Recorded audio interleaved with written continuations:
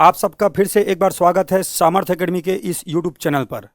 जैसा कि हम लोगों ने इंडियन हिस्ट्री के लिए एमसीक्यूज़ की सीरीज़ स्टार्ट किया था, लगातार जब से हम लोगों ने ये क्लास स्टार्ट किया है आप सबका पॉजिटिव रिव्यू हमको मिल ही रहा है। आप सबके इस रिव्यू को देखते हुए और आप सबके डिमांड को देखते हुए हम लोगों ने CGSI की भी तैयारी के लिए क्लासेस आप सबके लिए प्रोवाइड करने का विचार किया है। तो मैंने ये सोचा कि आप सबके लिए जब CGSI की तैयारी आप करेंगे तो उसके सिलेबस को आप जब देखते हैं तो उसमें आपको दिखेगा इंडियन जीएस के सेक्शन में 35 नंबर का आपका 35 नंबर का नहीं, आपको देखने को मिलेगा 35 क्वेश्चन आने वाले हैं, जो हर एक क्वेश्चन का मार्किंग कितना है 3 नंबर का। तो 35 क्वेश्चन आपके आने वाले हैं सामान्य ज्ञान वाले सेक्शन से, जिसमें से आपको इंडियन हिस्ट्री, इंडियन ज्योग्राफी, है ना, साथ ही साथ संविधान जैसे सब्जेक्ट आपको उसमें कवर करने हैं। तो मैं ये सोच रहा हूँ कि आप सबको इसी एमसीक्यूज़ के माध्यम से, अगर आप बुक पढ़ने जाते हैं और बुक पढ़ते हैं तो एसआई के लिए आपको कितना पढ़ना है कितना छोड़ना है आपको समझ नहीं आता है। मैंने एसआई का प्री मेंस क्लियर किया हुआ है, मैंने फिजिकल दिया हुआ है, पहले भी इसका दिया हुआ है, ठीक है। तो आपको बता रहा हूँ कि कैसे रणनीति के साथ आप आगे बढ़ेंगे, तो आपको इस एमसीक्यूज़ के माध्यम से ही मैं आपको इंडियन हिस्ट्री कवर करवा दूंगा। तो आप मेरे साथ हर रोज़ 5 बजे जुड़िए, आप देखेंगे कि आपके लिए ये एमसीक्यूज़ की सीरीज़ रामबाण साबित होने वाली है, ठीक है। इससे पहले हम लोगों ने क्या किया था, इससे पहले हम लोगों ने सैंधव सभ्यता के मोस्ट आईएमपी एमसीक्यूज़ को सॉल्व कर लिया था। इसीलिए आज की क्लास में हम लोग देखने वाले हैं उसी से आगे वैदिक एज के बारे में। वैदिक सभ्यता को हम लोग आज कवर करने वाले हैं, और वैदिक सभ्यता में भी हम लोग क्या देखेंगे, पहले पार्ट में वैदिक सभ्यता के क्वेश्चन, उसके बाद में उत्तर वैदिक काल से संबंधित प्रश्न, और उसके बाद हम लोग देखेंगे कुछ दर्शनों से आने वाले प्रश्न। और ये दर्शन से आने वाले जो प्रश्न है ना, CGPSC, CG व्यापम और आप SI का प्रीवियस ईयर जो अभी एग्जाम हुआ था SI का, उसको उठाकर देखेंगे तो आपको देखने को मिलेगा दर्शन वाले सेक्शन से भी हिस्ट्री में मर्ज करके क्वेश्चन पूछ लिया जा रहा है। इसलिए आपको क्या करना है, आपको देखना है MCQs की सीरीज और साथ ही साथ अपनी तैयारी को करना है मजबूत। आप अगर हमारे साथ पहली बार जुड़ रहे हैं तो आपको क्या करना है, आपको करना है हमारे चैनल को सब्सक्राइब, साथ ही बेल आइकन को करना है प्रेस, और आपके जैसे ही ज़रूरतमंद लोगों को आपको इस क्लास को क्या करना है, शेयर करना है, ताकि ऐसे बढ़िया MCQs के जो आप सबके लिए लाया गया है उसका लाभ सब उठा सकें, ठीक है। तो चलिए आज की क्लास को करते हैं स्टार्ट और देखते हैं वैदिक एज के टॉप मोस्ट MCQs को। आप सबको एक बार पढ़ना है प्रश्न, उसके बाद मैं एक्सप्लेन करते चलूँगा और इससे कितने प्रश्न बन सकते हैं उसको भी हम लोग सॉल्व करते चलेंगे। तो चलिए आप सब इसको पढ़ लीजिए। प्रश्न कह रहा है, ऋग्वेद के अनुसार निम्नांकित में से भगवान इंद्र के लिए अन्य नाम क्या है। ऋग्वेद के अनुसार निम्नांकित में से भगवान इंद्र के लिए अन्य नाम क्या है। आई होप आप सबने सही जवाब दे दिया होगा। इसका सही जवाब होगा ऑप्शन नंबर डी, पुरंदर। चलिए ऋग्वेद के बारे में कुछ महत्वपूर्ण फैक्ट हम लोग यहीं पे जान लेते हैं। आगे जैसे जैसे बढ़ेंगे और हम लोग तथ्यों को जानते चलेंगे, लेकिन हम लोग एक क्वेश्चन से बहुत सारे प्रश्नों को बनाने के बारे में सोचेंगे। तो हम लोग देखते हैं ऋग्वेद के बारे में। किसके बारे में? ऋग्वेद। ऋग्वेद के बारे में आपको जानना है, इसे सबसे प्राचीन वेद कहा जाता है। आपसे कोई पूछे बताइए भारत का सबसे प्राचीन वेद क्या है, आपको याद रखना है सबसे प्राचीन वेद क्या है, ऋग्वेद है। ऋग्वेद के बारे में आपको क्या याद रखना है, ऋग्वेद में 1028 सूक्तियाँ हैं। कितनी? 1000 सूक्तियाँ याद रखना है आपको। इसके अलावा आपको क्या याद रखना है ऋग्वेद के बारे में? ऋग्वेद के बारे में आपको याद रखना है 1028 सूक्तियों के अलावा आपको जो याद रखना है वो है मोस्ट आईएमपी। ऋग्वेद प्राचीन है, इसमें 10 मंडल हैं। कितने? ऋग्वेद में 10 मंडल हैं, और 10 मंडलों को भी हम आगे और चल के सॉल्व करेंगे, जिसमें से आपको मुख्यतः जो याद रखना है 10 मंडल में, उसमें से आपको याद रखना है तीसरा मंडल, ठीक है। क्या याद रखना है आपको? तीसरा मंडल। क्यों याद रखना है मैं अभी बता देता हूँ आपको।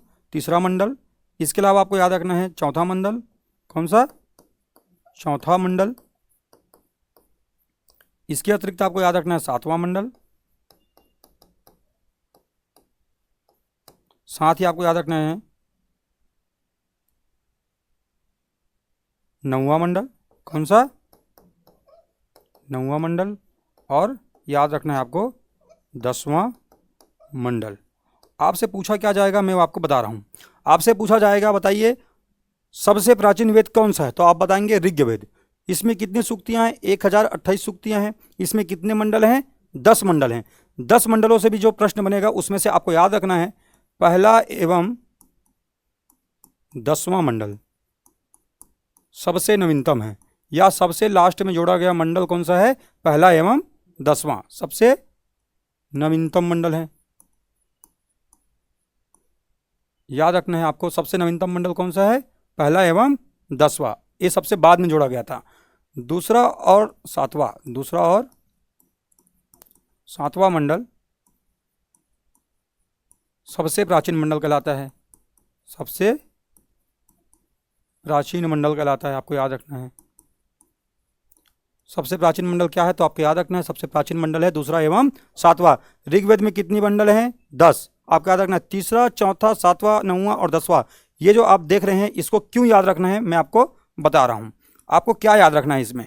आपको याद रखना है ये तीसरा मंडल। तीसरा मंडल क्यों याद रखना है? तीसरा मंडल याद रखना है आपको क्योंकि इसी तीसरे मंडल में सूर्यदेव को क्या बताया गया है जी? सूर्यदेव का उल्लेख है सविता के नाम से। सविता अर्थात सुबह का देवता, ठीक है। सुबह करने वाला देवता जो है, या आप सबके लिए सवेरा लाने वाला देवता कौन है जी? सूर्य। उसका उल्लेख तीसरे मंडल में किसके रूप में है? सविता के रूप में है। तो आपको याद रखना है। इसी मंडल में आपको देखने को मिलेगा गायत्री मंत्र। क्या मिलेगा? गायत्री मंत्र। और इस गायत्री मंत्र की रचना किसने किया था? तो आपको याद रखना है इसकी रचना किसने किया था? रचनाकार हैं इसके विश्वामित्र जी ने। किसने किया था? विश्वामित्र जी ने। और क्यों किया था जी? तो आपको याद रखना है इस गायत्री मंत्र की स्थापना विश्वामित्र जी ने रचना क्यों किया था? तो आपको याद रखना है अनार्यों को आर्य बनाने के लिए। अनार्यों को आर्य बनाने के लिए। तो कितने सारे फैक्ट हो गए तीसरे मंडल से? तीसरे मंडल से प्रश्न बन सकते हैं। बताइए तीसरा मंडल किसको समर्पित है? तो सविता या सूर्यदेव को समर्पित है। इसमें किसका उल्लेख है? तो इसमें उल्लेख है गायत्री मंत्र का। और इस गायत्री मंत्र की रचना किसने किया था? विश्वामित्र जी ने किया था। और इसकी रचना किस लिए किया था? तो आपको याद रखना है अनार्यों को आर्य बनाने के लिए किया गया था। चलिए बढ़ते हैं चौथा मंडल की ओर। तो चौथे मंडल में सबसे पहले बार कृषि एवं कृषि उपकरणों की हमको साक्ष्य मिलता है, उल्लेख मिलता है। कृषि एवं कृषि उपकरण, आपको याद रखना है कृषि एवं कृषि उपकरणों की सबसे पहले बार ऋग्वेद में कहाँ, कौन से मंडल में साक्ष्य मिलता है? तो आपको याद रखना है चौथे मंडल में। चलिए बढ़ते हैं सातवें मंडल की ओर। सातवें मंडल को याद रखना है, सातवां मंडल वरुण देव को समर्पित है। किसको? वरुण देव को। जब हम ऋग्वैदिक कालीन इतिहास पढ़ते हैं तो हम देखते हैं कि वरुण देव को ऋत का देवता कहते हैं। किसका? ऋत का देवता। और इसके लिए एक नाम प्रयोग में आता है ऋतस्य गोपा। क्या नाम आता है? ऋतस्य गोपा। तो आपको अच्छे से याद रखना है वरुण देव को कहा जाता है ऋतस्य गोपा या ऋत का देवता। और ये कौन से मंडल में है? तो आपको याद रखना है ऋग्वेद का सातवां मंडल वरुण देव को समर्पित है। और इसी मंडल में हम पढ़ते हैं प्रसिद्ध दास राग युद्ध। क्या पढ़ते हैं? दास राज्य युद्ध। तो दास राज्य युद्ध का वर्णन ऋग्वेद के कौन से मंडल में है? सातवें मंडल में। बहुत अच्छे से याद रखना, मोस्ट आईएमपी प्रश्न बनता है दास राज्य युद्ध। इसके बारे में आगे प्रश्न है, हम लोग और डिटेल करने वाले हैं, ठीक है। आप देखेंगे नौवां मंडल। तो नौवां मंडल से एक प्रश्न बनता है, बताइए नौवां मंडल किसको समर्पित है? तो आप बताएंगे नौवां मंडल समर्पित है सोमदेव को। किसको समर्पित है? सोमदेव। आगे देखेंगे 10वां मंडल। तो 10वां मंडल को आपको याद रखना है। 10वां मंडल में आपको 2 सूक्त याद रखना है। एक याद रखना है पुरुष सूक्त और एक याद रखना है नदी सूक्त। क्या याद रखना है? पुरुष सूक्त, पुरुष सूक्त, साथ याद रखना है आपको नदी सूक्त। 2 सूक्त आपको याद रखने हैं एग्जाम के लिए, है ना। तो पुरुष सूक्त में आपने पहली बार देखा होगा वर्ण व्यवस्था का पहले बार उल्लेख ऋग्वेद में कहाँ हुआ था? तो ऋग्वेद के 10वें मंडल के पुरुष सूक्त में हुआ था। तो मैं यहाँ पे वर्ण लिख दे रहा हूँ, आप यहीं समझ जाएंगे। वर्ण व्यवस्था समझ लेंगे, इसका मतलब वर्ण व्यवस्था का सबसे पहली बात 10वें मंडल। किसके 10वें मंडल? ऋग्वेद के 10वें मंडल के पुरुष सूक्त में इसका उल्लेख हुआ था। ये नदी सूक्त क्या है? तो इसके बारे में मैं डिटेल आगे करने वाला हूँ। आपको याद रखना है, आप जितनी भी नदियों के बारे में जो पढ़ते हैं ऋग्वैदिक कालीन नदियों के बारे में, वैदिक काल में जितनी भी नदियों को आप देखते हैं उन सभी नदियों का उल्लेख इसी 10वें मंडल के नदी सूक्त में किया गया है। और इसमें बताया गया है कि उस समय 42 नदियां थी जिसमें से 21 का उल्लेख उसमें नाम के साथ किया गया है, ठीक है। आई होप आप सबको ये क्लियर हुआ होगा ऋग्वेद के बारे में। चलिए आगे बढ़ते हैं। आप लोगों के लिए ये जो आंसर है ये है पुरंदर। और पुरंदर का मतलब क्या होता है? अगर आपसे कोई पूछे इसका अर्थ, अगर आपसे कोई पूछ ले तो आपका जवाब होगा जी किला या दुर्ग, दुर्ग का मतलब क्या होता है? किला। तो किला या दुर्ग का भंजक क्या होता है? भंजक या तोड़ने वाला। आपको याद रखना है, किला या दुर्ग को तोड़ने वाले को क्या कहा जाता है? पुरंदर। और पुरंदर शब्द किसके लिए उपयोग में आया है वैदिक काल में या ऋग्वेद में? तो आपको याद रखना है ये उपयोग में आया है इंद्रदेव के लिए। चलिए बढ़ते हैं अगले प्रश्न की ओर और देखते हैं अगला प्रश्न। देखिए अभी जो मैंने कहा वो प्रश्न आप सबके सामने है। वर्ण व्यवस्था से संबंधित पुरुष सूक्त मूलतः पाया जाता है, आप बताइए। अभी अभी मैंने इसको एक्सप्लेन किया है बहुत अच्छे से, तो आपको याद रखना है। आई होप आप सबने इसको पढ़ लिया होगा, इसका सही जवाब भी आप सबने टिक लगा लिया होगा। तो इसके एक्सप्लेनेशन की ओर आगे बढ़ते हैं और देखते हैं इसका सही जवाब, साथ ही और महत्वपूर्ण फैक्ट। तो आप सबके लिए सही जवाब हो जाएगा ऋग्वेद। आपको क्या याद रखना है? आपको याद रखना है वैदिक काल। दो चीज़ें आपको यहाँ पे अच्छे से दिमाग में क्लियर रखना है, एक है वैदिक काल और एक है उत्तर वैदिक काल। क्या है? उत्तर वैदिक काल। और ये मैं क्यों बता रहा हूँ अभी आप लोग समझेंगे। उत्तर वैदिक काल, देखिए क्या है प्रश्न, क्या कह रहा है? वर्ण व्यवस्था से संबंधित पुरुष सूक्त मूलतः पाया जाता है। तो हमने मूलतः कहाँ देखा था? हमने देखा था मूलतः ऋग्वेद के 10वें मंडल में। किसका उल्लेख है बोले जी? 10वें मंडल में उल्लेख है वर्ण व्यवस्था का। किसका? वर्ण व्यवस्था का। और ये जो वर्ण व्यवस्था थी, जो वैदिक कालीन थी, ये वर्ण व्यवस्था आधारित थी कर्मों पर। किस पर? कर्मों पर। जैसे कि मैं आप सबको अभी पढ़ा रहा हूं, तो मेरा कर्म क्या हो गया? पढ़ाना। और ऐसे पढ़ाने वाले व्यक्तियों को या ज्ञान देने वाले व्यक्तियों को उस समय ब्राह्मण कहा जाता था। साथ ही जो सुरक्षा का काम करते थे उसको क्षत्रिय, और जो व्यापार कार्य में लगे होते थे उनको वैश्य, और जो सेवा कार्य में लगे होते थे उनको शूद्र कहा जाता था। लेकिन जब उत्तर वैदिक कालीन सभ्यता जब हम पढ़ते हैं तो हम देखते हैं कि कर्मों की प्रधानता के अनुसार बांटा गया वर्ण व्यवस्था बाद में जाति के आधार पर बांटा जाने लगा। इसीलिए आज की वर्तमान समय में शूद्रों के लिए जो शब्द प्रयोग में लाया जाता है उसका वास्तविक अर्थ है, ऐसा पहले नहीं था। पहले वैदिक काल में जो था वो कर्म के आधार पर था। इसीलिए जो दयानंद सरस्वती जी कहते हैं कि हमको वेदों की ओर लौटना है। कौन? दयानंद सरस्वती। और दयानंद सरस्वती जी ने कहा है ना कि वेदों की ओर लौटो, तो वो वेदों की ओर लौटो की जो बात वो कर रहे हैं, वो कह रहे हैं वैदिक कालीन वेद की ओर, वो ना कि उत्तर वैदिक कालीन। ठीक है, तो चलिए आपको बढ़ना है। और इसका सही जवाब क्या हो जाएगा? इसका सही जवाब हो जाएगा ऋग्वेद। आगे बढ़ते हैं और देखते हैं हम लोग अन्य प्रश्नों को। निम्नलिखित में से किस एक वैदिक साहित्य में मोक्ष की चर्चा मिलती है? बहुत अच्छा प्रश्न है, आपको याद रखना है। मोक्ष की चर्चा सबसे पहले बार आपको कहां मिलती है? आपको देखना है। मोक्ष की चर्चा मिलती है, ऐसे कितने लोग हैं जो सोच रहे हैं इसका भी जवाब ऋग्वेद है? नहीं जी, इसका सही जवाब है उपनिषद। चलिए देखते हैं इसके एक्सप्लेनेशन की ओर, देखते हैं क्या क्या और हो सकते हैं इससे संबंधित प्रश्न। उपनिषद, उपनिषद से तो आपको एक बात याद रखना है, उपनिषद जो है इसका शाब्दिक अर्थ अगर आप देखते हैं तो ये 3 शब्द है, उप, नि और शद। इसमें तीनों का अर्थ आपको जानना है। उप का अर्थ क्या होता है? समीप। क्या होता है? समीप। जबकि नि का अर्थ होता है निष्ठा पूर्वक। क्या होता है? निष्ठा पूर्वक। आपको याद रखना। साथ ही सत का अर्थ होता है बैठना। क्या होता है? बैठना। इसीलिए कहा जाता है उपनिषद का शाब्दिक अर्थ क्या होता है? शाब्दिक अर्थ होता है जी गुरु के पास या गुरु के समीप, गुरु के समीप ज्ञान प्राप्ति के लिए, ज्ञान प्राप्ति के लिए निष्ठापूर्वक बैठना। कैसे बैठना? निष्ठा पूर्वक बैठना। अच्छे से याद रखेंगे, इसका अर्थ पूछा जा सकता है। बताइए उपनिषद का अर्थ क्या होता है? तो आपको याद रखना है उप धन नि धन सद, उसमें से उप का अर्थ है समीप, नि का अर्थ है निष्ठापूर्वक, सद का अर्थ है बैठना। तो उसका शाब्दिक अर्थ क्या हो जाता है? गुरु के समीप ज्ञान प्राप्ति के लिए निष्ठापूर्वक बैठना। आगे जब देखते हैं तो आपको याद रखना है उपनिषदों की संख्या। किसकी संख्या? उपनिषदों की संख्या कितनी बताई गई है? 108। इसमें से हमको कुछ महत्वपूर्ण उपनिषदों को पढ़ना है। मैं आज जितने भी उपनिषद आएंगे उनमें से कुछ महत्वपूर्ण उपनिषदों से जो प्रश्न बनते हैं उनको मैं बताऊंगा। इसके अलावा आप सबके लिए कुछ दिनों में मैं उपनिषद की पूरी क्लास लेके आने वाला हूं, एकदम डिटेल में उसको हम लोग पढ़ेंगे, ठीक है। तो आप सबके मन से या आप लोग जितना डरते हैं उपनिषदों से आने वाले प्रश्नों से, उसको हम लोग क्या करेंगे, उसको दूर भगा देंगे। तो इसकी संख्या अगर आपसे पूछा जाए तो आपको याद रखना है इसकी संख्या कितनी है, 108 है। किसकी संख्या, उपनिषद। इसका एक अन्य नाम है, और यही जो अन्य नाम है ना, यही आपको पेपर में मरवाएगा। आपको याद रखना है अन्य नाम क्या है जी, आपको याद रखना है इसका अन्य नाम है वेदांत।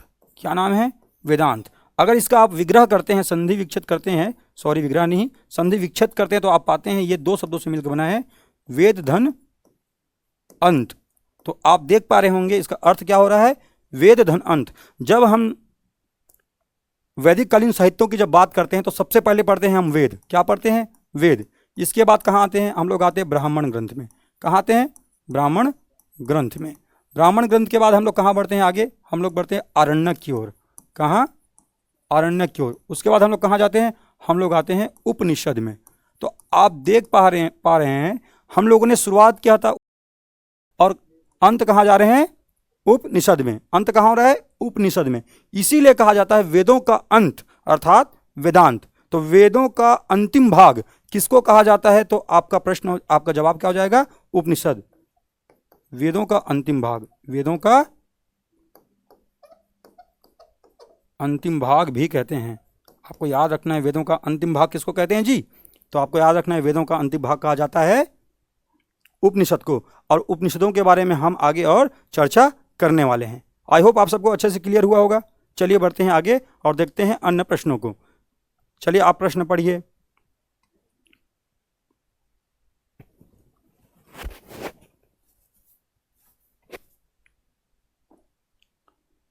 प्रश्न क्या कह रहा है, निम्नलिखित कथन वैदिक संस्कृति की मूल्य व्यवस्था से संबंधित है। क्या कह रहा है, निम्नलिखित कथन वैदिक सभ्यता के, वैदिक संस्कृति की मूल्य व्यवस्था से संबंधित है। वैदिक संस्कृति की मूल्य व्यवस्था से संबंधित है। चलिए देखते हैं इस प्रश्न को।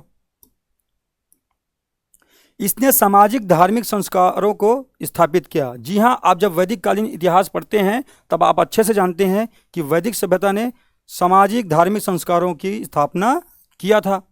इसमें वसुधैव कुटुंबकम की भावना निहित है। हम जब उपनिषद पढ़ते हैं तब हम लोग क्या देखते हैं जी, हम लोग देखते हैं अतिथि देवो भव। क्या देखते हैं, अतिथि देवो भव। तो सदा सत्य बोलो, ऐसे वाक्यों की हम लोग बात करते हैं। इसीलिए कहा जाता है कि जो वैदिक कालीन सभ्यता थी, जो अतिथियों को भी देव की क्या दे रही है जी, संज्ञा दे रही है। यही कारण है कि वसुधैव कुटुंबकम की भावना जो है इसमें निहित है। आपको याद रखना है। तो बिल्कुल ये सही जवाब है, वसुधैव कुटुंबकम की भावना इसमें निहित थी। इसने कठोर सामाजिक व्यवस्था को प्रोत्साहित किया था। ऐसा था क्या, ऐसा नहीं था। सामाजिक व्यवस्था की बात करें, वो भी कठोर सामाजिक व्यवस्था, तो इसका हमको देखने को मिलता है, इसका उल्लेख है ना लगभग 7वीं शताब्दी के आसपास। ठीक है, तो आपको याद रखना 7वीं शताब्दी के आसपास आपको देखने को मिलेगा कठोर सामाजिक व्यवस्था। तो आपको याद रखना है वैदिक संस्कृति जो थी सामाजिक धार्मिक संस्कारों की स्थापना किया था। उसने वसुधैव कुटुंबकम की भावना को भी क्या किया था जी, उसका प्रसार किया था। तो इसका जवाब क्या हो जाएगा, मूल व्यवस्था से संबंधित है। तो इसका सही जवाब है ऑप्शन नंबर बी, 1 एवं 2। चलिए बढ़ते हैं आगे और देखते हैं अगला प्रश्न।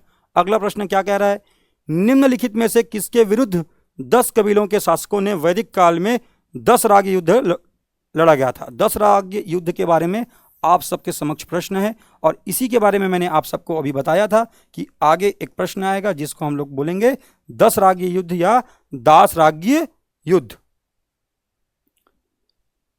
आई होप इसका जवाब आप सबने बना दिया होगा।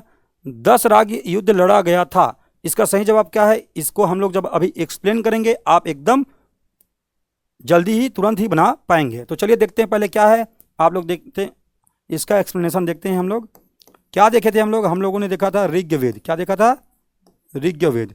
और ऋग्वेद के 7वें मंडल में हमने क्या कहा था, 7वें मंडल। 7वें मंडल में क्या बोले थे जी हम लोग बोले थे 7वें मंडल में किसका उल्लेख है, दास राज्य युद्ध। किसका, दास राज्य युद्ध, ये प्रीवियस ईयर में आया हुआ प्रश्न है, सीजीपीएससी एडीईओ के प्रश्न में आ चुका है पहले भी। ये प्रश्न लगातार बनेगा, इसका कारण क्या है? क्योंकि ये इतिहास में महत्वपूर्ण घटनाओं में सम्मिलित है, आपको बार बार याद रखना है। इसका उल्लेख कहाँ है? लोगों के दिमाग में ये 10वें मंडल में सेट हो जाता है ऋग्वेद के, है ना। तो आपको याद रखना है ऋग्वेद जो है 7वें मंडल में इसका उल्लेख है, जबकि 10वें मंडल के पुरुष सूक्त में किसका उल्लेख है? वर्ण व्यवस्था का। तीसरा मंडल सविता को समर्पित था और चौथा मंडल कृषि एवं कृषि उपकरणों से संबंधित था, ठीक है। और 9वां मंडल सोमदेव को समर्पित है, ठीक है। चलिए बढ़ते हैं आगे और देखते हैं ऋग्वेद में इस दासराग युद्ध की कहानी को। दासराग युद्ध या इसी को 10 राजाओं का युद्ध भी कह सकता है, 10 राजाओं का युद्ध। तो आपको याद रखना है, दासराग युद्ध कहे, 10 राग युद्ध कहे या 10 राजाओं का युद्ध कहे, इसका अर्थ क्या है जी? यही है। अब देखते हैं ये युद्ध लड़ा क्यों गया था। इसमें क्या हुआ, एक शासक हुए भरत वंश के शासक। कौन से वंश के शासक? भरत वंशीय शासक हुए, जिसको कहा जाता है राजा सुदास। क्या कहते हैं? सुदास। क्या होता था, वैदिक कालीन जो इतिहास जो हम पढ़ते हैं उसमें हम देखते हैं वैदिक कालीन इतिहास में कि जितने भी जो शासक हुए उनके बाद अगर कोई सबसे सर्वोच्च पद में होता था तो वो पद होता था पुरोहित का। क्या होता था? पुरोहित का पद। और वो पुरोहित जो था राजा के साथ युद्धों में भी जाता था और शांतिकालीन समय में वो आम नागरिक की तरह भी जीवन व्यतीत करता था। तो आपको याद रखना है, पुरोहित सबसे महत्वपूर्ण पद था राजा के बाद। लेकिन क्या हुआ, भरत वंश के शासक के जो सुदास हुए, इन्होंने अपने पुरोहित के पद से, किससे? पुरोहित के पद से किसको हटा दिया जी? हटा दिया विश्वामित्र जी को। और ये विश्वामित्र जी कौन है? विश्वामित्र जी वही हैं जिन्होंने किसकी रचना किया है? बताइए बताइए, जल्दी बताइए। अब भी हम लोगों ने पढ़ा है, गायत्री मंत्र की रचना किसने किया है? विश्वामित्र जी ने। तीसरा मंडल में देखे ना, तीसरे मंडल के रचनाकार ही पूछा जाता है। हम जब क्लासेस में पढ़ते हैं तो हम सभी मंडलों के रचनाकार को भी देखते हैं, है ना। सभी मंडल को किसने बनाया था वो पढ़ते हैं। अभी हमारे काम का क्या है आने वाले एग्जाम के लिए, वो हम लोग देख रहे हैं। तो आपको याद रखना है, भरत वंश के जो राजा हुए सुदास, उन्होंने अपने पुरोहित के पद से किसको हटा दिया? विश्वामित्र जी को हटा दिया। और किसको नियुक्त किया? तो आपको याद रखना है, इन्होंने नियुक्त कर लिया ऋषि वशिष्ठ को। किसको? वशिष्ठ जी को अपना पुरोहित नियुक्त कर लिया। अब जब इन्होंने पुरोहित बना लिया तो इससे क्षुब्ध हो गए कौन? विश्वामित्र जी। और विश्वामित्र जी ने 5 आर्य, 5 आर्य और 5 अनार्य कहा जाता है, 5 अनार्य, इनको मिलाकर के 10 राजाओं का एक टोली बना लिया या एक समूह बना लिया। इसमें 5 आर्यों को एग्जाम में पूछा जा सकता है। इसको मैं आप सबके लिए लिख रहा हूं, इसको आप अच्छे से याद रखेंगे, ठीक है। पहले कौन था? पहले आपको याद रखना है पुरु। कौन है? पुरु। ये 5 आर्यों को नाम पूछा जा सकता है। आप अनार्य याद नहीं रखेंगे तब भी चलेगा, लेकिन 5 आर्यों के नाम आपको याद रखने हैं। पुरु, अनु, यदु, तुर्वश, और साथ ही एक और कौन हुए? एक हुआ द्रुहु। क्या हुआ? द्रुहु। तो आपको याद रखना है, पुरु, यनु, यदु, तुर्वश और द्रुहु क्या हुए? 5 आर्य हुए, जिनको क्या किया था? क्या किया था जी? ये 5 आर्य और 5 अनार्यों को मिला करके किसने? विश्वामित्र जी ने। किसने? विश्वामित्र जी ने। कौन सी नदी के तट पर? तो आपको याद रखना है, रावी वर्तमान नाम है। उस समय क्या कहते थे? उस समय कहते थे परुषणी। क्या कहते थे? परुषणी नदी के तट पर हुआ युद्ध। इतिहासकारों में ये मानना भी ये भी मानना है कि जो ये युद्ध हुआ था ये रावी नदी के तट पर, परुषणी, है ना। परुषणी जो है उसको रावी कहा परुषणी जो वर्तमान में क्या कहलाती है? रावी कहलाती है। इसी परुषणी नदी के जल के कारण युद्ध हुआ था, इसके जल के लिए युद्ध हुआ था, ऐसा भी मानना है इतिहासकारों का। इसीलिए कई बार ये प्रश्न पूछा जाता है, बताइए भारतीय इतिहास में सबसे पहले बार जल के लिए कौन सा युद्ध हुआ था? तो युद्ध कौन सा था? दासराग युद्ध। लेकिन ज्यादातर इतिहासकारों का मानना है कि भरत वंश के राजा जो सुदास हुए, उन्होंने विश्वामित्र को अपने पुरोहित के पद से हटा दिया और किसको नियुक्त कर लिया था? वशिष्ठ को। यही कारण था कि वो क्षुब्ध होकर के 5 आर्य और 5 अनार्यों को क्या किए? सम्मिलित किए, संगठित किए और राजा सुदास के खिलाफ युद्ध किए। इसमें जीत किसकी हुई? तो परिणाम क्या निकला? तो आपको याद रखना है परिणाम क्या हुआ। तो परिणाम निकला राजा सुदास जो है वो विजित हुए। ठीक है, राजा सुदास जो क्या हुए, विजित हुए, आपको याद रखना है इसका परिणाम। तो आई होप आप सबको ये पूरा कहानी, ये स्टोरी समझ में आया होगा। चलिए बढ़ते हैं आगे और देखते हैं। तो इसका सही जवाब क्या है, राजा सुदास, ऑप्शन नंबर बी। ठीक है, क्लियर हुआ दासराग युद्ध। आगे बढ़े, आगे बढ़ते हैं और देखते हैं। आपके सामने प्रश्न है, सुमेलित नहीं है। ऐसे प्रश्न आपको अक्सर व्यापम के एग्जाम में आपको देखने को मिलेंगे ही। सुमेलित नहीं है, इस टाइप के प्रश्न सुमेलित हैं, है ना। मैच द फॉलोइंग, केवल एक सही है, केवल दो सही है, यही आजकल के एग्जाम का पैटर्न बन चुका है। इसलिए आप सबको क्या याद रखना है, आप सबको अच्छे प्रश्नों को पढ़ना और समझना सबसे इंपॉर्टेंट है। चलिए इसके बारे में देखते हैं। इस सबको एक्सप्लेन करें उससे पहले हम लोग देखते हैं ये प्रश्न आया कहाँ से है। ये प्रश्न आया है, आप देखते हैं, एक देखते हैं वेद, क्या देखते हैं, वेद। वेदों का क्या होता है, उपवेद। क्या होता है, उपवेद। और हर वेदों के एक वाचनकर्ता होते हैं। कौन होते हैं, वाचनकर्ता। साथ ही आपको क्या याद रखना है, सभी वेदों के ब्राह्मण ग्रंथ भी होते हैं, ब्राह्मण ग्रंथ, आपको याद रखना है। इस वाले पोर्शन से यह प्रश्न बना है। तो आप सबसे पहले वेदों के बारे में जानते हैं। कितने वेद हैं जी, 4 वेद हैं। पहला ऋग्वेद, दूसरा क्या है, सामवेद, तीसरा क्या है, यजुर्वेद, और चौथा क्या है, अथर्ववेद। ये 4 वेद आप पढ़ते हैं, वैदिक कालीन इतिहास जब पढ़ते हैं आप, तो आप सबसे पहले इनके वेद, उपवेदों के बारे में जानिए। ये वेद हुए, इनके उपवेद भी आपको याद रखना है। तो चलिए सबसे पहले आपको याद रखना है इनके चारों के उपवेद के बारे में। ऋग्वेद का उपवेद क्या कहलाता है, आयुर्वेद। क्या कहलाता है जी, आयुर्वेद। जबकि सामवेद के उपवेद की बात करते हैं तो क्या कहलाता है, गंधर्व वेद। और यजुर्वेद के उपवेद की बात करें तो यजुर्वेद के उपवेद को क्या कहते हैं, धनुर्वेद। क्या कहते हैं, धनुर्वेद। और अथर्ववेद की बात करते हैं तब क्या कहते हैं जी, इसके उपवेद को, इसके उपवेद को कहा जाता है शिल्प वेद। क्या कहा जाता है, शिल्प वेद। अब इनके वाचनकर्ता से भी एग्जाम में प्रश्न बनते हैं, जो कि यहां पर आप सबके सामने दिख रहे हैं। ये वाचनकर्ता वाले सेक्शन से प्रश्न बना हुआ है। तो चलिए चारों के वाचनकर्ता के बारे में देखते हैं। ऋग्वेद के वाचनकर्ता को क्या कहा जाता है, तो ऋग्वेद के वाचनकर्ता को कहा जाता है, या तो आप देखेंगे कहीं पे बुक में होत्री दिखेगा, या किसी भी बुक में देखने को मिलेगा होता। तो आपको दोनों ही याद रखना है, होत्री या होता। आगे देखते हैं सामवेद के वाचनकर्ता को क्या कहा जाता है, तो सामवेद के वाचनकर्ता को कहा जाता है उद्गाता। क्या कहते हैं, उद्गाता। जबकि आप जब यजुर्वेद में आते हैं तो यजुर्वेद के वाचनकर्ता को क्या कहते हैं जी, अथर्वयु। क्या कहते हैं, आपको याद रखना है। इसके अलावा जब अथर्ववेद के उद्गाता की बात करते हैं तब उसको क्या कहा जाता है, अथर्ववेद के वाचनकर्ता ना, उद्गाता नहीं। अथर्ववेद के वाचनकर्ता को क्या कहा जाता है, ब्रह्म। क्या कहा जाता है, ब्रह्मा या ब्रह्म, आपको याद रखना है। तो ये वाले सेक्शन से अगर आपसे कभी प्रश्न पूछे तो आपको अच्छे से याद रखना है, ऋग्वेद के उपवेद आयुर्वेद, साम का गंधर्ववेद, यजुर का धनुर्वेद और अथर्व का शिल्पवेद। इसके साथ आपको इसके वाचनकर्ता को भी याद रखना है। वाचनकर्ता कौन कौन है, तो ऋग्वेद का वाचनकर्ता होता, सामवेद का उद्गाता, यजुर्वेद का अथर्वयु और अथर्ववेद का ब्रह्मा। साथ ही इनके ब्राह्मण ग्रंथों से भी प्रश्न बनते ही रहते हैं, तो आपको इनके ब्राह्मण ग्रंथों को भी यहीं पे देख लेना चाहिए। चलिए देखते हैं। तो आपको याद रखना है, एकमात्र ऋग्वेद ऐसा है जिसका ब्राह्मण ग्रंथ और उपनिषदों के नाम समान है। ठीक है, तो आपको याद रखना है, इसके ब्राह्मण ग्रंथ में देखेंगे आप ऐतरेय और क्या देखेंगे, कौशितकी। क्या देखते हैं, कौशितकी आपको देखने को मिलेंगे। ऐतरेय एवं कौशितकी किसका ब्राह्मण ग्रंथ है, ऋग्वेद का। जबकि आप जब सामवेद में आते हैं तो आप देखने को मिलता है आपको पंचवीस,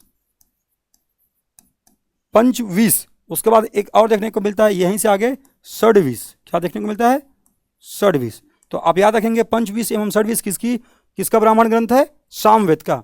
यजुर्वेद के अगर हम ब्राह्मण ग्रंथ की बात करते हैं तो आपको देखने को मिलता है शतपथ ब्राह्मण ग्रंथ, और इसी के साथ आपको एक और देखने को मिलता है जिसको कहते हैं तैत्तिरीय। क्या देखने को मिलता है, तैत्तिरीय ब्राह्मण ग्रंथ। और ये दोनों ब्राह्मण ग्रंथ किसके हैं, तो आपको याद रखना है दोनों किसके हैं जी, ये दोनों हैं यजुर्वेद के। क्योंकि आप जब पढ़ते हैं कृष्ण यजुर्वेद और शुक्ल यजुर्वेद। तो आपको देखने को मिलता है शतपथ जो है शुक्ल का और तैतरी जो है कृष्ण यजुर्वेद के भाग हैं।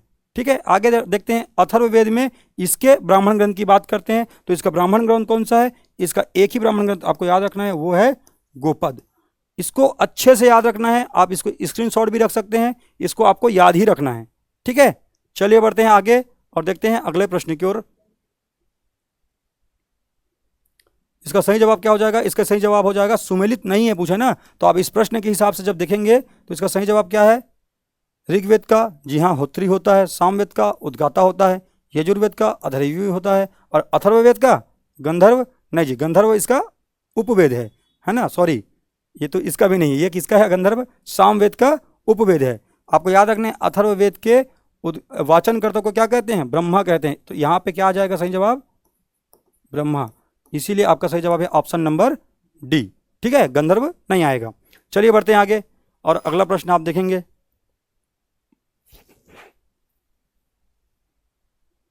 अगला प्रश्न क्या आ रहा है? ऋग्वेद, यजुर्वेद, सामवेद और अथर्ववेद हमको मैच करना है। वो जो आप वेद पढ़ते हैं उन वेदों का जो मुख्य विषय है उसके बारे में ये प्रश्न बना हुआ है। तो आपको याद रखना है, जब आप वेदों के बारे में पढ़ते हैं तो आपको ये बात एकदम अच्छे से याद रखना है। जब भी आपसे कोई पूछे सामवेद, तो आपको याद रखना है सामवेद का जो मुख्य विषय जो है, आपको प्रश्न जब बनता है तो आपको, आप लोगों ने पढ़ा भी होगा कि सामवेद जो है भारतीय संगीत का जनक है। ठीक है, इसमें जो ऋचाएं, इसमें जो मंत्रों को लिखा गया है ये पद्य में है। गद्य और पद्य दो चीजें होती हैं। इसमें जो लिखा हुआ है वो सभी क्या है? पद्य में है। और इनको यज्ञ के दौरान देवताओं की स्तुतियों के लिए लिखा गया था। समझ रहे हो? ये पद्य में है, इसीलिए कहा जाता है कि सामवेद जो है भारतीय संगीत की जननी है। और साम का अर्थ ही क्या होता है, ऐसा आप पढ़ते हैं तो साम का अर्थ आपको पढ़ने को मिलता है गान या गीत। ठीक है, तो आपको याद रखना है अच्छे से, इसका अर्थ होता है। तो अगर आपको एक चीज पता है, इसके अलावा आप जब यजुर्वेद पढ़ते हैं तो आप देखते हैं यजुर्वेद में जो यजुर्वेद का जो उद्देश्य था मुख्य, वो था यज्ञ एवं कर्मकांड। क्या था? यज्ञ एवं कर्मकांड। आपको दो के बारे में पता चल गया। आप जब आप अथर्ववेद की ओर आगे बढ़ते हैं तब आप देखते हैं अथर्ववेद का मुख्य विषय ही क्या था? इसको कहा जाता है लौकिक साहित्य। क्या कहते हैं? लौकिक साहित्य। और यहाँ पे क्या क्या मिलता है हमको? जादू टोना, वशीकरण, है ना, तंत्र मंत्र, चिकित्सा आदि के बारे में हमको जानकारी प्राप्त होता है। तो तीन चीज़ों के बारे में हमको जानकारी मिल गया है। तो चलिए इसी से हम लोग इसको बनाने का प्रयास करते हैं। हमने सबसे पहले क्या देखा है? सामवेद। सामवेद है क्या जी? सामवेद है संगीत का सोर्स। तो आपको याद रखना है सामवेद को मिला देना है आपको संगीतमय स्रोत के साथ। आगे बढ़ते हैं, हम लोगों ने क्या देखा? यजुर्वेद। यजुर्वेद का मतलब क्या होता है? इसका विषय क्या है? इसका विषय है यज्ञ एवं कर्मकांड। तो आपको कहीं पे दिख रहा है क्या? जी हाँ, यहाँ पे दिख रहा है। आप इसके साथ मिला देंगे यजुर्वेद को। ठीक है, इसके बाद आप देख पा रहे होंगे अथर्ववेद। अथर्ववेद का विषय क्या है बोला मैंने? तंत्र मंत्र, जादूकरण, वशीकरण और चिकित्सा जैसे विषयों के बारे में इसमें देखने को मिलता है। कहीं पे लिखा है क्या? जी, तीसरे नंबर पर लिखा हुआ है। तो तंत्र मंत्र एवं वशीकरण को इसके साथ मैच कर देते हैं। अब देखते हैं द के साथ 3 आना चाहिए। तो द के साथ कहाँ पे 3 आया है? 2 जगह पे आया है। अभी इसको हम लोग ऑप्शन में रखते हैं, और ये दोनों तो ऑप्शन हमारे नहीं हो सकते हैं, तो इसको ऐसा हम लोग काट लेते हैं। एग्जाम में हमको ऐसी एलिमिनेशन मेथड का हमको उपयोग करना होता है। ठीक है, तो ऑप्शन नंबर द में 3 हम लोगों ने सेलेक्ट कर लिया। इसके अलावा हमने अब क्या बनाया है? हमने बनाया सामवेद को मिलाया है 1 के साथ, मतलब स के साथ 1 आना चाहिए। स के साथ कहाँ पे 1 आ रहा है? स के साथ 1 यहाँ पे आ रहा है। यहाँ पे आ रहा है क्या? नहीं आ रहा है। तो निसंदेह ये भी क्या हो जाएगा जी? ये भी हो जाएगा आपका एलिमिनेट। तो इसी से आपने क्या बना लिया? आपका सही जवाब बना लिया। तो यजुर्वेद का क्या आ जाएगा? ब में क्या आना चाहिए? 2, तो ब में 2 है। और अ का क्या हो जाएगा? 4। तो इससे आपका क्या आ गया जी? स्रोत एवं प्रार्थनाएं किससे संबंधित है? ऋग्वेद से संबंधित है। इसीलिए आपका सही जवाब है ऑप्शन नंबर ए। चलिए बढ़ते हैं आगे और देखते हैं अन्य प्रश्न को। अगले प्रश्न को देखते हैं, इसमें क्या लिखा हुआ आ रहा है? ऋग्वेद में राजा द्वारा की जाने वाली न्यायिक प्रक्रिया का विस्तृत विवरण है। अगला लाइन क्या कह रहा है? अथर्ववेद में वस्त्रों तथा बकरी की खाल का व्यापारिक वस्तुओं के रूप में उल्लेख मिलता है। देखिए आप,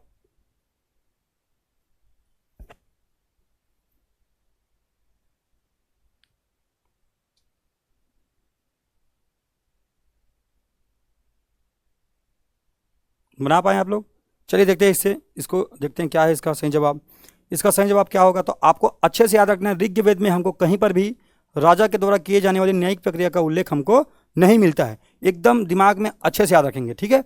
अगला जो कथन आपको दिख रहा है, अथर्ववेद में वस्त्रों तथा बकरी की खाल का व्यापारिक वस्तुओं के रूप में उल्लेख मिलता है। जी हाँ, अथर्ववेद के बारे में आपको अभी बताया, लौकिक साहित्य कहा जाता है इसको। इसमें तंत्र मंत्र वशीकरण जैसे चीज़ों के बारे में जानकारी मिलता है। इसके अतिरिक्त वस्त्रों तथा बकरी की खाल का व्यापारिक वस्तुओं के रूप में भी हमको उल्लेख मिलता है। और अथर्ववेद ही एक ऐसा वेद है जिसमें आपको देखने को मिलेगा, अथर्ववेद है ना, इसमें प्रजापति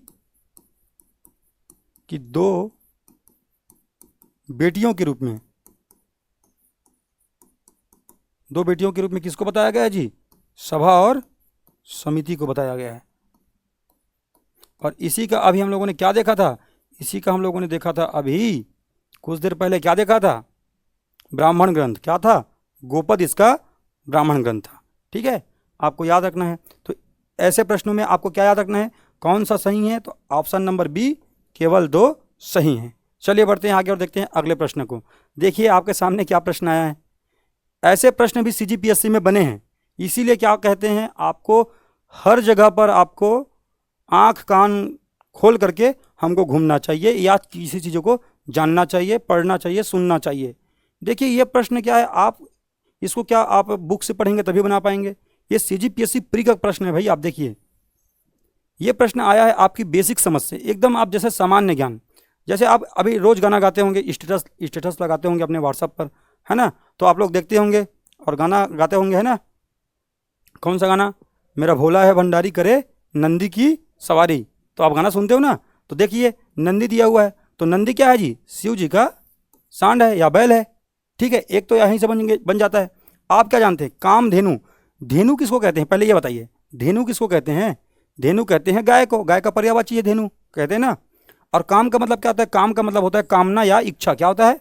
कामना या इच्छा। ऐसी गाय या ऐसी धेनु जो आपकी कामना को, आपकी कल्पना को, आपकी इच्छा को पूरा करे, वही तो होगा ना जी कामधेनु। देखिए देखते हैं, और ऐसा कामधेनु के बारे में कहीं पे दिया है क्या? देखते हैं, तो लिखा हुआ है गाय, गाय से ही बन जा रहा है, तो कामधेनु, ठीक है। गाय दिख रहा है ना आपको, धेनु का क्या दिख रहा है? गाय। आप यहीं से बना सकते हैं कामधेनु। इसके बाद आप देख रहे हैं एरावत। एरावत किसका पर्यायवाची होता है? आप जानते हैं। हाथी किसको कहते हैं? हाथी को क्या कहते हैं जी? एरावत भी कहते हैं ना। तो हाथी क्या है? ये दिव्य सफेद रंग का हाथी होता है, जो आपको देखने को मिलता है कहाँ? इंद्रलोक वाली बात जब आप पढ़ते तो आप जानते होंगे, इंद्रलोक में पढ़ते हैं आप इसको। कल्पवृक्ष। कल्पवृक्ष का भी पर्यायवाची सीजीपीएससी में पूछा जाता है लगातार, तो आपको यहीं से याद रखना, कल्प मतलब कामना या इच्छा या आपकी कल्पना। ऐसा वृक्ष जो आपकी कामना या इच्छा को पूरा कर दे, आप जो मांगो वो आपको दे दे, ऐसे ही वृक्ष को कल्पवृक्ष कहते हैं, ठीक है। तो ये कल्पवृक्ष कहाँ पाया जाता है? स्वर्ग का ये वृक्ष है, जहाँ पर आप अपने कामना को मांगते हो वो ऐसा आपको मिल जाता है। काश ऐसी होता है ना, नौकरी मांग लेते और मिल जाता। लेकिन चल देखते हैं मिलाकर इसको कैसा हो जाएगा। अ के साथ हमको क्या मिलाना है? पहले 3। तो पहले हम देखते हैं 3 कहाँ पे दिया है।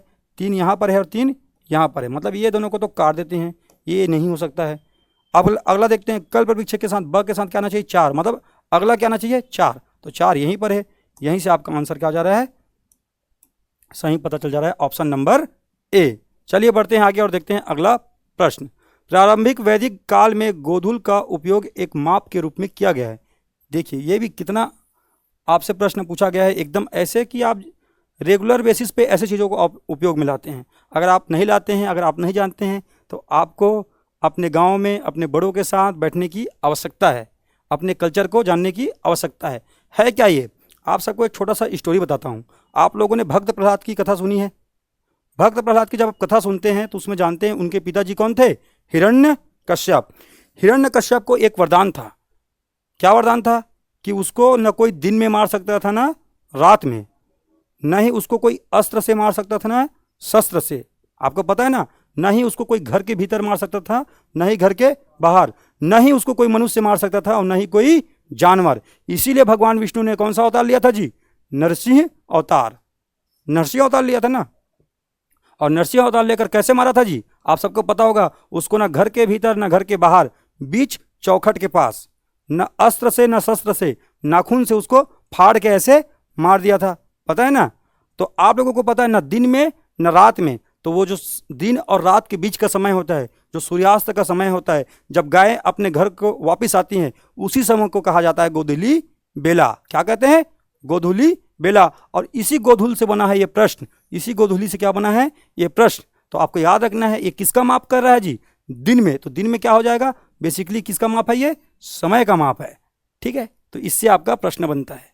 ऐसे चीज़ों को आपको पढ़ने की आवश्यकता नहीं है। और आप देख पा रहे हैं ये CGPSC ARO की प्रश्न 2014 में पूछा गया प्रश्न है।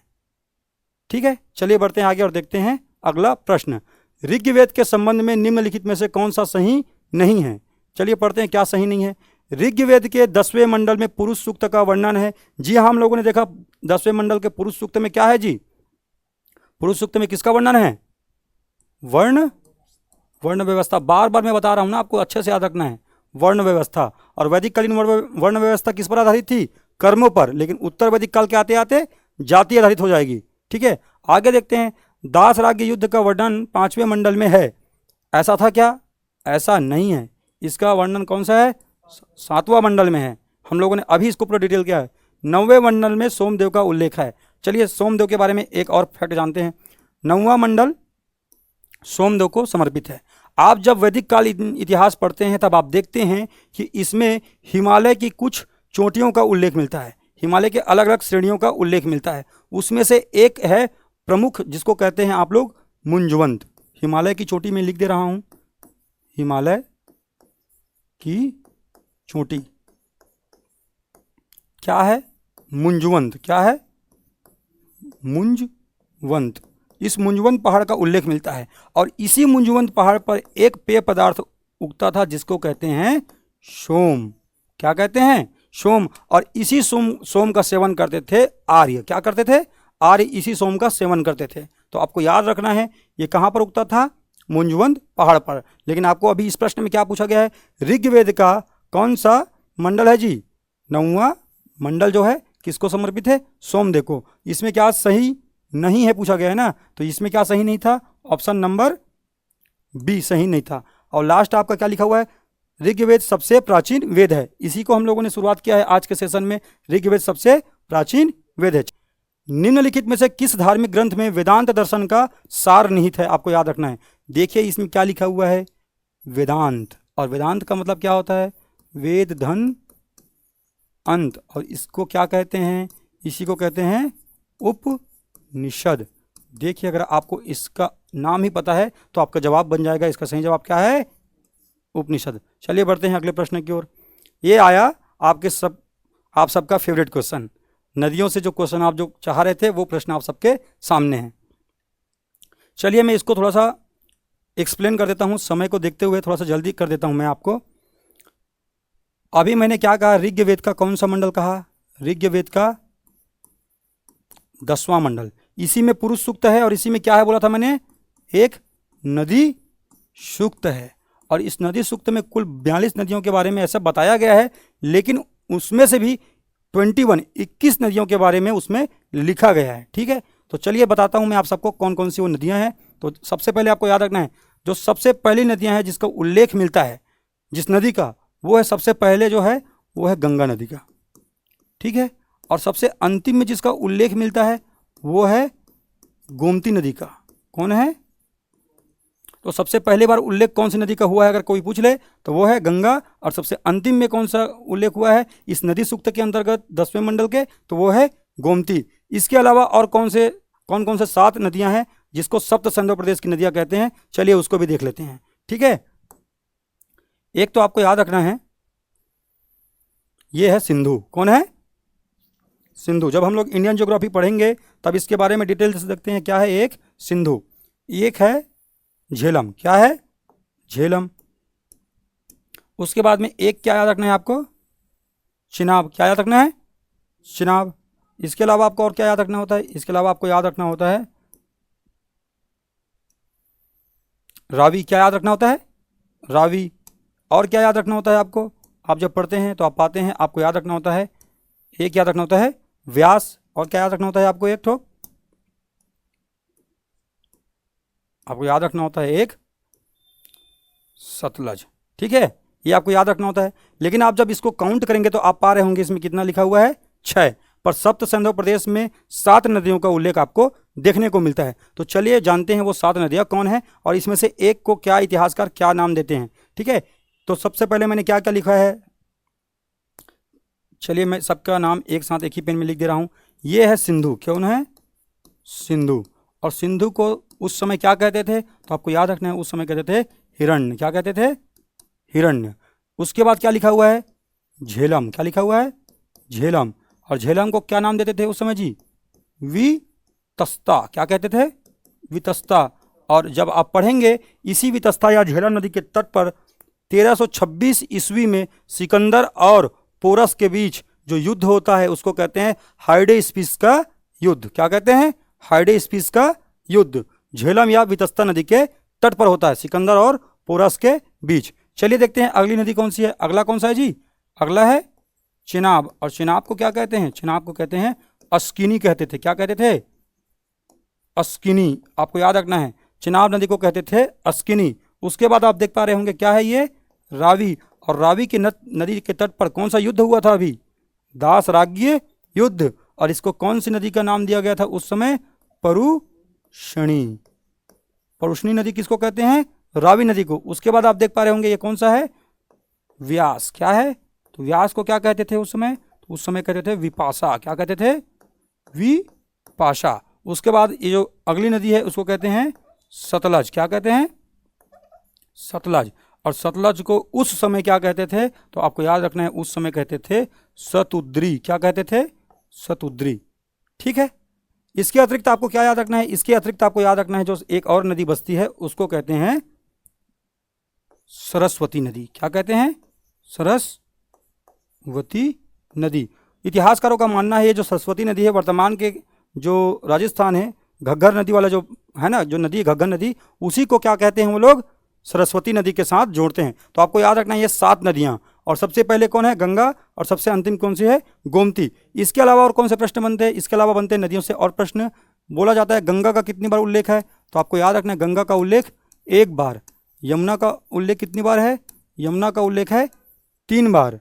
ठीक है, इसके अलावा और क्या है, सर्वाधिक बार वर्णित या सर्वाधिक बार जिस नदी का नाम आया है सर्वाधिक बार, वो नदी कौन है, तो आपको याद रखना है वो नदी है सिंधु नदी। और सर्वाधिक पूजनीय या सबसे ज़्यादा जिसको वैदिक लोग मानते थे वो कौन है जी, सर्वाधिक पूजनीय, तो वो है सरस्वती। और सरस्वती नदी के लिए नदी तमा, माते तमा और अम्बे तमा जैसे शब्दों का प्रयोग किया गया है। क्या कहा गया है इसको, मैं लिख दे रहा हूं आप सबके लिए, नदी तमा, माते तमा और अम्बे तमा का प्रयोग किया गया है। तो ये रहा नदियों से आने वाले सारे प्रश्नों का जवाब। सदानीरा को उस समय गंडक नदी के नाम से जानते थे। इसके अलावा अफगानिस्तान में भी जब हम पढ़ते हैं तो अफगानिस्तान में भी कुछ नदियों के बारे में देखते हैं, उनको हम लोग आगे क्लास में डिस्कस करेंगे जब प्रश्न आएंगे। ठीक है, आई होप आप सबको ये अच्छे से क्लियर हुआ होगा। चलिए इसका सही जवाब देख लेते हैं। परुष्णी नदी को क्या कहते हैं, परुष्णी को कहते हैं रावी। सदानीरा क्या है बोला मैंने, गंडक है। और सतुद्री क्या है, सतुद्री है सतलज। और कुंभा जो कि आपको देखने को मिलेगा अफगानिस्तान में, आगे हम लोग डिस्कस करेंगे, है ना। तो इसको अब मैच कर लेते हैं। ए के अ के साथ क्या आ जाएगा, 2। यहीं से आपका प्रश्न बन जा रहा है। ब के साथ क्या आना चाहिए, ब के साथ आना चाहिए 3, श के साथ आना चाहिए 1 और द के साथ आना चाहिए 4। तो ये है आपका सही जवाब, ऑप्शन नंबर बी। क्या है, ऑप्शन नंबर बी। चलिए बढ़ते हैं अगले प्रश्न की ओर और देखते हैं अगला प्रश्न क्या है। अगला प्रश्न है प्रारंभिक आर्यों के बारे में निम्न कथनों में से कौन सा सही नहीं है। तो आप सबको ये प्रश्न पढ़ने का समय दे रहा हूं जब तक मैं कुछ चीजें लिख रहा हूं।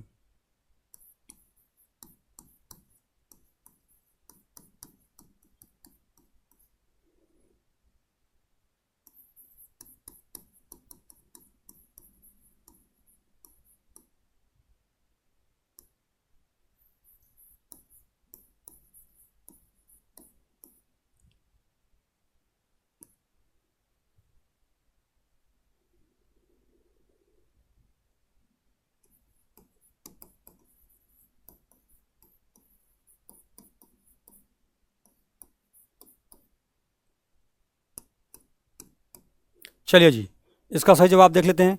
प्रारंभिक आर्यों के बारे में निम्न कथनों में से कौन सा सही नहीं है? देखते हैं क्या सही नहीं है। वे संस्कृत बोलने वाले थे। जी हाँ, वो लोग क्या करते थे? संस्कृत बोलते थे। बिल्कुल, मैंने वहाँ पे लिखा है संस्कृत बोलना उनकी विशेषता थी। ये विशेषताएं हैं ना, ये आर्यों की विशेषताएं हैं, कुछ प्रमुख विशेषताएं हैं। हम लोग जब ऑफलाइन में पढ़ते हैं या हम लोग जब इसको पूरा डिटेल में क्लास में पढ़ते हैं, मैं आप सबके लिए यूट्यूब पर वैदिक सभ्यता का क्लास लाने वाला हूँ। वैदिक सभ्यता ही नहीं, मैं आप सबको इंडियन हिस्ट्री पूरा आपको यहीं पर निःशुल्क पढ़ाने वाला हूँ। हमारे चैनल के साथ आप जुड़े रहेंगे तो आप अपनी तैयारी को एक मजबूत दिशा की ओर ले जाएंगे। चलिए देखते हैं हम लोग। वे संस्कृत बोलने वाले थे। जी हाँ, वो संस्कृत बोलते थे। वे घुड़सवारी क्या करते थे? जी हाँ, वो लोग घुड़सवारी भी करते थे। घुड़सवारी भी उनकी विशेषता थी, मैं नहीं लिखा हूँ, ठीक है। वे कई झुंडों में भारत पहुँचे। ये भी सही है, वे कई झुंडों में भारत पहुँचे थे। वे मुख्यतः नगरों में निवास करते थे। नहीं, ऐसा नहीं है, वो लोग नगरों में निवास नहीं करते थे। जब आप पढ़ते हैं आर्यों के बारे में तब देखते हैं कि आर्य जो थे, इनकी जो सभ्यता थी वैदिककालीन सभ्यता आर्यों की, है ना, ये ग्रामीण सभ्यता थी, ठीक है, ग्रामीण सभ्यता थी। यहाँ पे कबीले पाए जाते थे। क्या पाए जाते थे? कबीले पाए जाते थे। और इस कबीले को जो प्रमुख होता था उसको क्या कहते थे? राजन। क्या कहते थे? राजन। ये 4 प्रशासनिक इकाइयाँ थी, जन, विष, और विष के बाद क्या था जी? ग्राम, और ग्राम के बाद क्या था? कुल। क्या था? ग्राम के बाद कुल। इसकी ये प्रशासनिक इकाइयां हैं। जन के प्रमुख को राजन कहा जाता था। क्या कहते थे? राजन। जबकि विष कौन थे? विषपति। क्या थे? विषपति। और ग्राम के प्रमुख को क्या कहते थे? ग्राम के प्रमुख को कहते थे ग्रामीण, ग्रामणी। क्या कहते थे? ग्रामणी। और कुल के प्रमुख को क्या कहते थे जी? कुल के प्रमुख को कहते थे कुलप। क्या कहते थे? कुलप। तो ये 4 प्रशासनिक इकाइयां थी। कौन से समय में? वैदिक समय में। सबसे बड़ी प्रशासनिक इकाई क्या है? जन, और उसके प्रमुख कौन है? राजन। जबकि कुल के प्रमुख को क्या कहते थे? कुलप। और सबसे छोटी इकाई क्या थी जी? कुल ही इसकी सबसे छोटी इकाई थी। और कुल को ही क्या कहते थे? परिवार भी कहते थे। चलिए बढ़ते हैं आगे और देखते हैं अगला प्रश्न। अगला प्रश्न क्या है? अगला प्रश्न है, निम्नलिखित में से गलत विकल्प का पहचान कीजिए। उपनिषदों को वेदों का अंतिम भाग माना जाता है। जी हाँ, हम लोगों ने देखा है, उपनिषद को वेदांत कहते हैं, यह इसका अंतिम भाग है। 4 आश्रमों का उल्लेख जबालो उपनिषद में मिलता है। आपको अच्छे से याद रखना है, जबालो उपनिषद में 4 आश्रम का उल्लेख मिलता है। आपको एकदम अच्छे से याद रखना है, बिल्कुल सही कथन है। जबालो उपनिषद में 4 आश्रमों का उल्लेख हमको मिलता है। मुंडको उपनिषद में युद्ध की तुलना टूटी हुई नाव से की गई है। आपको अच्छे से याद रखना है, ये भी बिल्कुल सही बात है, ये सही कथन है। मुंडको उपनिषद में युद्ध की तुलना टूटी हुई नाव से की गई है। आपको और ये क्या याद रखना है? इसी में याद रखना है, मुंडको उपनिषद में एक वाक्य है। क्या है? सत्यमेव जयते। और यहीं से ये सत्यमेव जयते शब्द लिया गया है।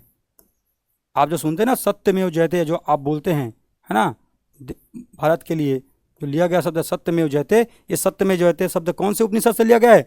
मुंडको उपनिषद में। जब वैदिक कालीन सभ्यता को हम पढ़ते हैं और आगे जब बढ़ते हैं तो हम पाते हैं कि वैदिक काल में कर्मकांडों की प्रधानता बढ़ गई, ब्राह्मणवाद का वर्चस्व बढ़ गया। जब आगे यह बढ़ते गया तब हम पाते हैं कि इसमें जब कर्मकांडों की प्रधानता बढ़ जाती है तो आगे जाके यज्ञों की भी प्रधानता बढ़ती है। धीरे धीरे समाज में जो यज्ञ हो गया था वो बहुत खर्चीला हो गया था, आम जनों के बस की बात नहीं थी। तो मुंडको उपनिषद में इस बात को बताया गया कि जो यज्ञ आप करवाते हैं इससे आप इस भव सागर से पार नहीं हो सकते हैं। ये यज्ञ जो है एक टूटी हुई नाव के समान है। जैसा एक टूटा हुआ नाव समंदर आपको पार नहीं करवा सकता है, उसी प्रकार ये यज्ञ भी आपको इस भव सागर से पार नहीं करवा सकते हैं। इसीलिए मुंडको उपनिषद में कहा गया कि युद्ध की तुलना टूटी हुई, ये युद्ध लिखा हुआ है जी, ये यज्ञ की तुलना है ना,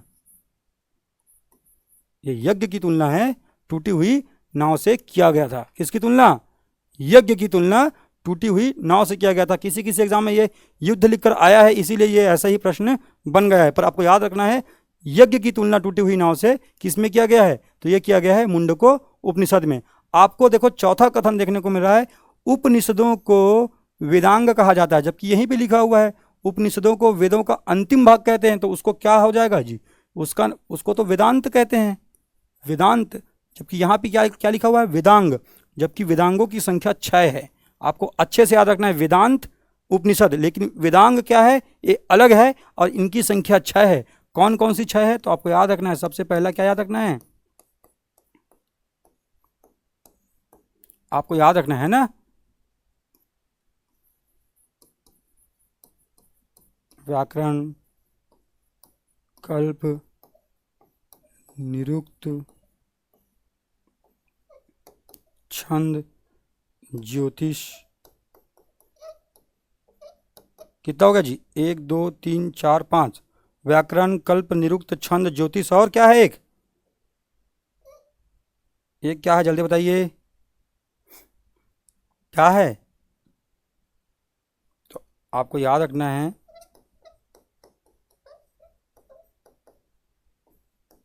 एक क्या है, एक है शिक्षा। तो आपको याद रखना है शिक्षा, व्याकरण, कल्प, निरुक्त, छंद, ज्योतिष और शिक्षा। ये कितने हैं जी, ये संख्या कितनी है, 6। व्याकरण, कल्प, निरुक्त, छंद, ज्योतिष और शिक्षा, ये 6 वेदांग बताए गए हैं। चलिए बढ़ते हैं आगे और देखते हैं अगला प्रश्न। पुराणों की संख्या कितनी है, तो आपको याद रखना है पुराणों की संख्या कितनी है, 18 है। और इनके रचनाकार आपसे पूछे जाए तो आपका बताना है रचनाकार। रचनाकार कौन है, तो एक है लोमहर्ष। कौन है, लोमहर्ष। और उसके बेटे का क्या नाम है, उसके बेटे का नाम है उग्रश्रवा। क्या नाम है, उग्रश्रवा। लोमहर्ष और उग्रश्रवा को क्या कहा जाता है, पुराणों के रचनाकार। और इनकी संख्या कितनी बताई गई है, 8, सॉरी 18। कितनी बताई गई है, 18। ठीक है, कितनी बताई गई है, 18 इनकी संख्या बताई गई है। जिसमें से आपको क्या याद रखना है, आपको याद रखना है मत्स्य। क्या याद रखना है, मत्स्य पुराण। इसके अलावा आपका और क्या याद रखना है, विष्णु पुराण। क्या याद रखना है, विष्णु। इसके अलावा आपको और क्या याद रखना है, विष्णु पुराण, मत्स्य पुराण और एक और क्या है जी, गुप्तों से संबंधित पुराण के बारे में आपको याद रखना है। कौन सा पुराण है वो,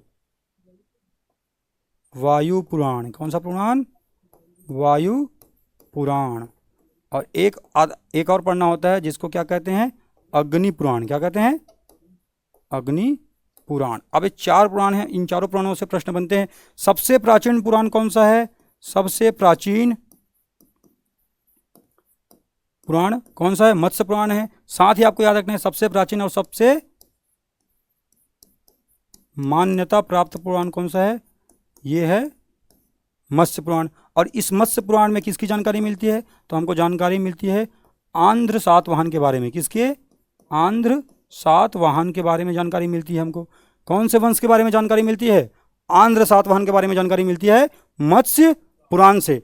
विष्णु पुराण से किसकी जानकारी मिलती है, तो विष्णु पुराण से जानकारी मिलती है जी हमको मौर्य वंश के बारे में। ठीक है, किसके बारे में, मौर्य वंश। जबकि वायु पुराण में हमको किसके बारे में, गुप्त वंश के बारे में जानकारी मिलती है। और अग्नि पुराण में जब हम जाते हैं तो हम सबसे पहले बार देखते हैं, क्या देखते हैं, गणेश पूजा या तांत्रिक यज्ञों के बारे में जानकारी कहाँ से मिलती है, गणेश पूजा है ना, गणेश पूजा एवं तांत्रिक पद्धति का उल्लेख मिलता है। तांत्रिक पद्धति का उल्लेख कहाँ मिलता है, तो उल्लेख मिलता है जी आपको अग्नि पुराण में। तो 4 पुराण याद रखेंगे। पुराणों की संख्या 18 है। रचनाकार लोमहर्ष और उग्रश्रवा। सबसे प्राचीन मत्स्य, सबसे मान्यता प्राप्त कौन सा है, मत्स्य पुराण आंध्र सातवाहन वंश से संबंधित। विष्णु पुराण मौर्य वंश से संबंधित है। वायु पुराण गुप्त वंश से संबंधित है। चलिए बढ़ते हैं अगले प्रश्न की ओर। किस उपनिषद का शाब्दिक अर्थ सफेद घोड़ा होता है, तो आपको याद रखना है ये प्रश्न 3-4 बार पूछा गया है। एक बार आप देख सकते हैं CGPSC प्री 2016 में भी पूछा गया है। श्वेत आश्वर। क्या,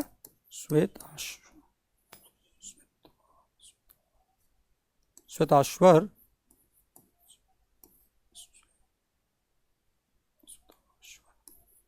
उपनिषद का अर्थ होता है सफेद घोड़ा। और ये आपको कहीं पे भी ऑप्शन में नहीं मिल रहा है, इसलिए इसका सही जवाब क्या हो जाएगा, ऑप्शन नंबर डी। चलिए बढ़ते हैं अगले प्रश्न की ओर। आप लोग देख पा रहे होंगे इस प्रश्न को मैंने पहले अच्छे से डिटेल में करवा दिया है। ये सब उनके ब्राह्मण ग्रंथ से पूछा गया प्रश्न है। ये सब वेदों के ब्राह्मण ग्रंथ दिए हुए हैं, ब्राह्मण ग्रंथ है और ये वेदों की सूची है, इसको मेल करना है। तो ऋग्वेद का क्या बताया था, ऐतरेय और कौशिकी। तो चलिए मिलाते हैं ऐतरेय और कौशिकी के साथ। ऐतरेय को इसको सामवेद का क्या देखे थे, पंचविश, षड्विश और जैमिनी नहीं देखे थे ना हम लोग, जैमिनी। तो आपको केवल 2 ही बताया था मैं, पंचविश और षड्विश। तो पंचविश किसका है, सामवेद का। अथर्ववेद का क्या देखे थे, गोपद या गोपथ, ठीक है। और यजुर्वेद का क्या है, यजुर्वेद का था शतपथ और तैतरीय, इसका ब्राह्मण ग्रंथ था। तो चलिए मेल कर लेते हैं। अ के साथ किसको मेल करना है, अ के साथ मेल करना है 3 का, अ के साथ 3 और ब के साथ 4 और स के साथ क्या मेल करना है जी, स के साथ मेल करना है 1 का और द के साथ क्या मेल करना है 2 का। इसलिए आपका सही जवाब क्या है, option number C is the correct answer. चलिए बढ़ते हैं अगले प्रश्न की ओर। आर्य ब्रह्म प्रदेश के निवासी थे, ये आ गया एक और बढ़िया प्रश्न। आर्य ब्रह्म प्रदेश के निवासी थे, तो आपको याद रखना है क्या है। तो आर्यों के बारे में मैं आपको थोड़ा सा डिटेल बता देता हूं। आप सबको मैं वैदिक काल यहाँ पे केवल एमसीक्यूज नहीं करवा रहा हूँ, पूरा क्लास आपको यहाँ पे मैं बता रहा हूँ। इसीलिए कह रहा हूँ सीजीएसआई, सीजीपीएससी, सीजी व्यापम किसी की भी तैयारी कर रहे हैं, अगर आप छत्तीसगढ़ से भी बाहर इस क्लास को देख रहे हैं तो ये आपके लिए इक्वल रूप से इंपॉर्टेंट है, अगर ये आपके सिलेबस में दिया हुआ है, ठीक है। तो चलिए देखते हैं हम लोग आर्यों के संदर्भ में प्रमुख जानकारी। आर्य, आर्य के बारे में याद रखना है। आर्य शब्द का अर्थ पूछा गया है एक बार पेपर में, तो आपको याद रखना है आर्य का मतलब होता है श्रेष्ठ या कुलीन। क्या होता है, श्रेष्ठ या कुलीन, या होता है अभिजात्य वर्ग। क्या होता है, अभिजात्य, अभिजात्य वर्ग के लोग। आपको याद रखना है इनके बारे में। इनकी विशेषता क्या है, इनकी विशेषता क्या थी, ये लोग सिर शास्त्र अर्थात सिर में मुकुट या सिर में क्या करते थे जी, कुछ ऐसा टोपी टाइप का चीज पहनते थे, सिर शास्त्र इनकी विशेषता थी। ये लोग क्या करते थे, इसके अलावा ये लोग शस्त्र पूजा करते थे। किसकी पूजा करते थे, शस्त्र पूजा। मतलब जैसे हमारे यहाँ अभी डिफेंस सेक्टर में कोई भी चीज आता है, जैसे राफेल आ गया या कुछ आ गया हमारे यहाँ, तो उनकी पूजा करते हैं ना हम लोग, उसी प्रकार से ये लोग अपने शस्त्रों की पूजा करते थे। साथ ही साथ ये लोग क्या करते थे, मांसाहार मदिरापान करते थे। सोमरस देखे ना आप लोग, मुंजवन पर्वत सोमरस मिलता था, आर्य सेवन करते थे, 9वां मंडल सोमदेव वाला, ठीक है। तो आपको याद रखना है ये इनकी विशेषता थी। ये घुड़सवारी भी करते थे ये लोग। क्या करते थे इसके अलावा, ये लोग करते थे इसके अलावा 3-4 चीज़ हम लोगों ने देख लिया, सिर शास्त्र, शस्त्र पूजा, वीर पूजा करते थे। ये लोग जो अपने वीर होते थे, पूर्वज वीर होते थे, उनकी भी ये लोग पूजा करते थे, ठीक है। ये इनकी विशेषता थी। आर्य कहाँ के निवासी थे, इसके बारे में अलग अलग मत प्रचलित है। कौन कौन से मत प्रचलित हैं, चलो देखते हैं हम लोग। तो पहले देखते हैं आर्य के बारे में 2 मत हम लोग इसको डिवाइड कर लेते हैं। एक देखते हैं, कुछ लोगों का मानना था, कुछ इतिहासकार कहते थे कि ये भारत के ही निवासी थे, ठीक है। तो भारत वाले पक्ष को इधर लिखते हैं, और कुछ का मानना था कि ये विदेशी थे, ठीक है। चलिए देखते हैं किसका किसका मानना था कि ये विदेशी हैं और किसका किसका मानना है कि ये भारतीय हैं। तो पहले देखते हैं, पहला क्या लिखा हुआ है, पहला देखते हैं हम लोग। ये सबसे मान्यता प्राप्त बोलेंगे हम लोग कि अगर आर्यों को कहीं से आया हुआ सबसे ज़्यादा मान्यता प्राप्त मत है तो वो ये है जो मैं भी आपको बताने वाला हूँ। ये माना जाता है मध्य एशिया। क्या माना जाता है, मध्य एशिया। ये किसने कहा, ये बताया मैक्स मुलर ने। किसने बताया, मैक्स मुलर ने। मैक्स मुलर का कहना था कि आर्य जो थे मध्य एशिया के निवासी थे, बाद में वो लोग भारत आए, ठीक है। इसके अलावा और क्या है, इसके अलावा याद रखना है मध्य एशिया को ही क्या कहते हैं, आपको बता देता हूँ मैं। मध्य एशिया को क्या कहते हैं, आपको देखने को मिलेगा, मध्य एशिया को ही बैक्टीरिया कहा जाता है। क्या कहा जाता है, बैक्टीरिया। अगर ये प्रश्न पूछ ले कि बैक्टीरिया के निवासी थे, ये किसने कहा है, तब भी आपका जवाब क्या हो जाएगा, मैक्स मुलर। इसके अलावा आपको याद रखना है तिब्बत के निवासी थे। किसके निवासी, तिब्बत। और तिब्बत के निवासी थे किसने कहा है जी, ये कहा है दयानंद सरस्वती जी ने कहा है। किसने कहा है, दयानंद सरस्वती जी ने कहा है। और इसी दयानंद सरस्वती जी ने एक लाइन दिया है, क्या कहा है जी, वेदों की ओर लौटो। वेदों की ओर लौटो का नारा किसने दिया है, एग्जाम में 50 बार पूछा गया है। आपका जवाब होगा स्वामी दयानंद सरस्वती। तिब्बत के निवासी थे, उसके बाद भारत आए, एक कहना था स्वामी दयानंद सरस्वती का। इसके अलावा याद रखना है दक्षिणी रूस। क्या है, दक्षिणी रूस के निवासी थे, ये किसका कहना है, तो आपको याद रखना है दक्षिणी रूस के निवासी थे, ये कहना है नेहरिंग एवं गार्डन चाइल्ड का। किसका, गार्डन चाइल्ड का मानना था कि ये किसके निवासी हैं जी, ये निवासी हैं दक्षिणी रूस। और दक्षिणी रूस को अभी आप लोग देख रहे हैं युद्ध हो रहा है, उसको क्या कहते हैं, वो है यूक्रेन। क्या है, यूक्रेन।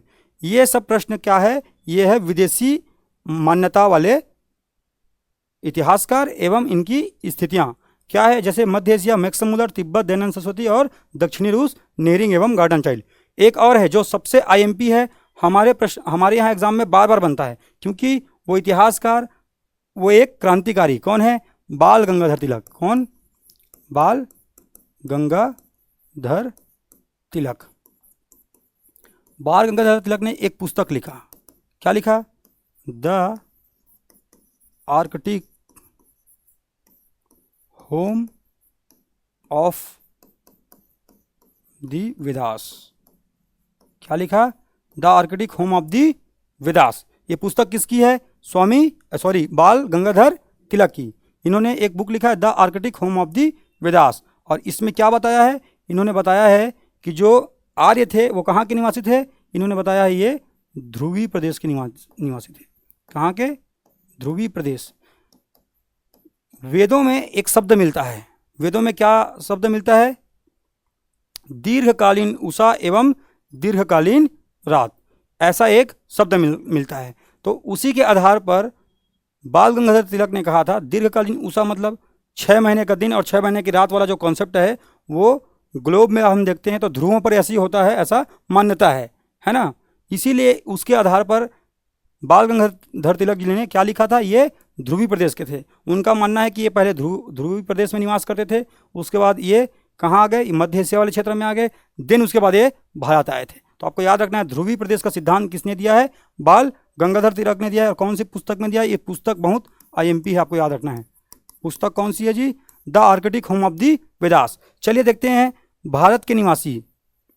भारत के निवासी में सबसे पहले है क्या है, एक तो है ब्रह्म ऋषि या ब्रह्म प्रदेश, ब्रह्म प्रदेश या ब्रह्म ऋषि प्रदेश की बात करें तो ये किसने कहा था, ये कहा था गंगानाथ झा ने कहा था। इसके अतिरिक्त हम और क्या देखते हैं भारत वाले कॉन्सेप्ट में, भारत में देखते हैं सप्त सैंधव प्रदेश, सप्त सैंधव प्रदेश। और सप्त सैंधव प्रदेश वाले कौन थे, अविनाश, डॉक्टर अविनाश चंद्र और एक कौन थे जी, और एक थे संपूर्णानंद, इनके साथ कौन थे, संपूर्णानंद। तो ये रहा आर्यों का संपूर्ण इतिहास, यही आपसे पूछा जाता है। इसके अतिरिक्त आपको आर्य और पढ़ने की आवश्यकता नहीं है, ठीक है। चलिए बढ़ते हैं, तो इसका सही जवाब क्या है, इसका सही जवाब हो जाएगा गंगानाथ झा। ब्रह्म ऋषि प्रदेश या ब्रह्म प्रदेश वाला कॉन्सेप्ट किसने दिया था जी, गंगानाथ झा ने दिया था। चलिए आगे बढ़ते हैं अगले प्रश्न की ओर। त्रयी नाम क्या है, तो आपको याद रखना है ऋग्वेद, सामवेद और इसके साथ